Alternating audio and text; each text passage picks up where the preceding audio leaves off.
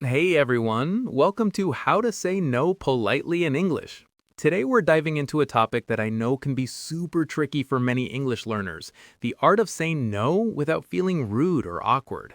Indeed. It's a common hurdle, isn't it?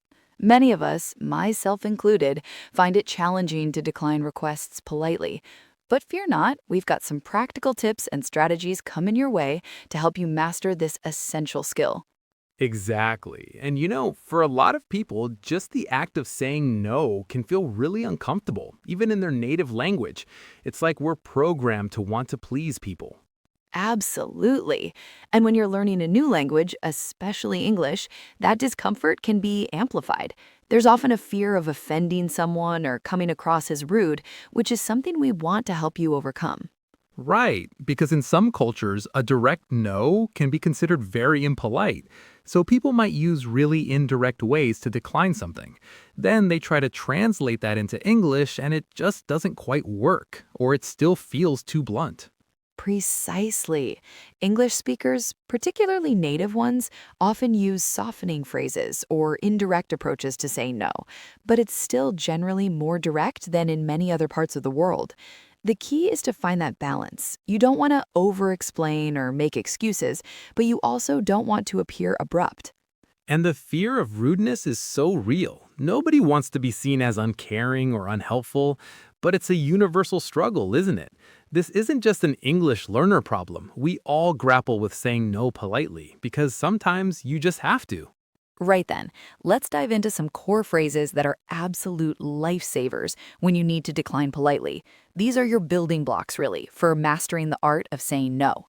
Exactly. And the first one is super simple, but so effective.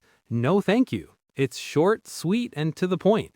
You use it when someone offers you something, like food or a drink. Absolutely. Imagine someone asks, "Would you like another slice of cake?" You can simply say, "No, thank you." It's perfectly polite and clear. Or if someone offers you a lift, "Are you sure you don't want to ride?" You could respond, "No, thank you. I'm happy to walk." Another really useful one, which sounds a bit more formal but is very common, is I'm afraid I can't. This one's great when you're declining an invitation or a request. The I'm afraid part softens the refusal immediately. It does indeed. For instance, if a colleague asks, "Could you help me with this report by tomorrow?"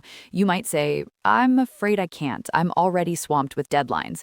Or if a friend says, "Are you coming to the party on Saturday?" and you can't make it, "I'm afraid I can't. I have plans already." It's very British, that. Oh, I love that one. And then there's a fantastic phrase for when you genuinely appreciate the offer but just can't make it work. That sounds lovely, but I'm unable to. This really shows you're not dismissing their idea, but rather your own capacity. Precisely. If someone invites you to a concert and you genuinely like the idea but have a conflict, you could say, "Oh, that sounds lovely, but I'm unable to make it that evening." It conveys warmth while still clearly declining. Or if someone suggests a hike, "That sounds lovely, but I'm unable to come along this weekend." It softens the blow, doesn't it? Okay, so we've got the core phrases down, but sometimes just saying, I'm afraid I can't, can still feel a little blunt, right? That's where adding a soft explanation comes in handy. It's like giving a little cushion to your no. Precisely. It provides context without demanding a full blown autobiography. The key is to keep it brief and often quite vague. You don't need to go into intricate detail about why you're declining, which can actually make things more awkward. Exactly. Nobody needs to know the whole saga of why you can't make it to brunch. A simple, gentle reason is all that's required. A couple of excellent phrases for this are, "I have another commitment," or "I'm a bit tied up." For instance, you could say, "That sounds lovely, but I have another commitment that day, I'm afraid." Oh, I love I'm a bit tied up. It's so casual and versatile. You can use it for almost anything. Can you help me move this weekend? Oh, I'm so sorry. I'm a bit tied up then. It's perfect because it implies you're busy without specifying what you're busy with. Indeed, and the beauty is that it allows for a polite refusal without inventing an elaborate excuse. People generally understand and respect that you have other things on your plate. It shows you're not just dismissing them, but genuinely unavailable. So, beyond a direct refusal, sometimes we want to soften it or offer an alternative. How do we do that politely? It's about maintaining goodwill. For softening, use perhaps another time, like I can't tonight, but perhaps another time. That keeps the option open. I use that a lot. What if I can't do what's asked, but can help differently? Offer an alternative. I can't do X, but I could do Y. For instance, a report due Friday. I'm afraid I can't finish it by Friday, but I could have it ready by Monday. That turns a no into a partial yes, showing flexibility. Exactly. It's diplomatic, setting boundaries while maintaining good relations. So, we've talked about all these wonderful phrases, but how do we actually use them in real life? Let's put them into practice with a few common situations. Excellent idea. Practice makes perfect, after all. Let's start with declining an invitation, a very common scenario. Imagine a friend invites you out, but you simply can't make it. Okay, I'll be the friend. Hey, want to come to my barbecue this Saturday? It's going to be a blast. Oh, that sounds absolutely lovely. Thank you so much for the invitation. I'm afraid I can't make it this Saturday, though. I've actually got a prior commitment that day. Ah, too bad. Next time then.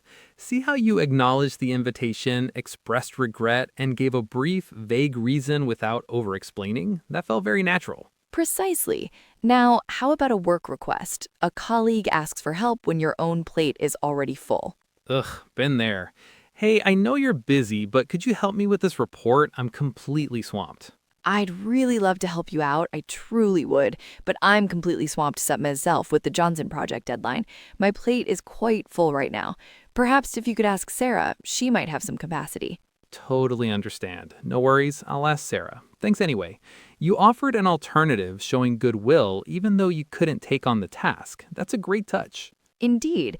And finally, what if someone asks to borrow something you're not comfortable lending? Say your brand new camera. My precious camera. Could I borrow your new camera for my vacation next week? Mine broke. Oh, I'm terribly sorry, but I'm afraid that won't be possible. I actually have a photo shoot planned myself next week, and I'll be needing it. Oh, okay, no problem. Good luck with the photo shoot. Again, a clear, polite refusal with a simple, honest reason. No need to feel guilty or over-justify. So, to quickly recap, remember that saying no politely in English is truly a skill. It might feel a bit awkward at first, but like any skill, it gets much easier with practice. Exactly. Don't be afraid to use phrases like, I'm afraid I can't, or that sounds lovely, but I have another commitment. And remember, a soft explanation often goes a long way. Give these new expressions a try and see how much more confident you become. Well, that brings us to the end of another episode. Thank you so much for tuning in and spending this time with us. Indeed.